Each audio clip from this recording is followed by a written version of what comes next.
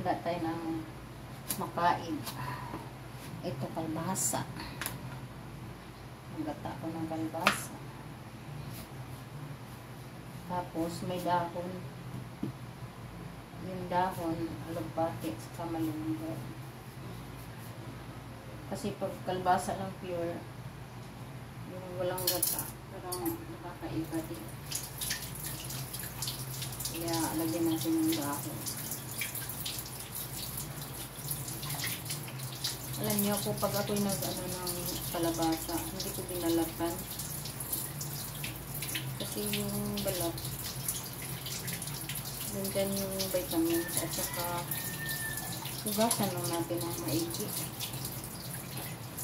Kasi kahit saan ko nilagay para din naman yung malunggay pag niluluto, hugasan din naman ng maigi. Kaya yung balat, sayang din naman pag alisin natin. Yan, linis na. Ito ay palambutin ko pa naman to. Kaya hindi masyadong malaki lang yung hiwa natin.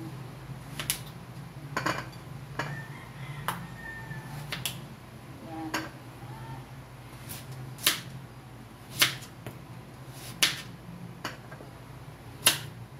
Yan.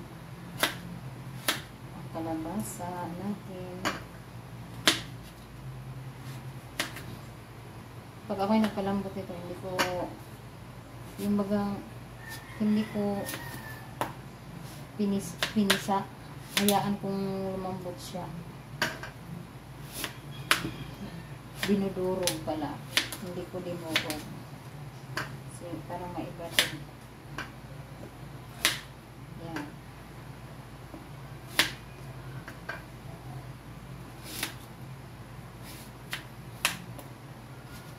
Yan.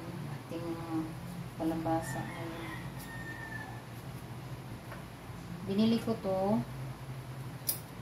15. Kasi pag 20 na marami na ito marami na din ito. Ayan, sarap na. Yan, kalabasa. Gataan. Tapos itong sayang din naman ito. Halo na natin ito. Kaya nga ako sa gulay pag hindi ko na tawag nito, hindi ko naluto.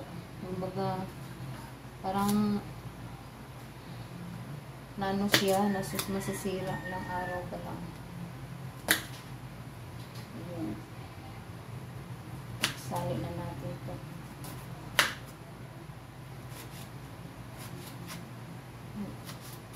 Hindi ko kasi naluluto ko gawa ng may ulam pa din kami.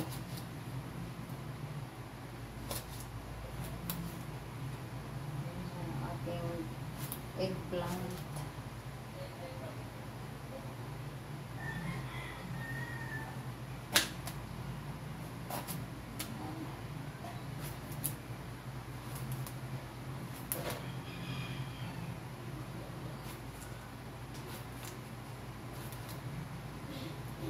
Ating mga gulay. Sarap, maraming gulay.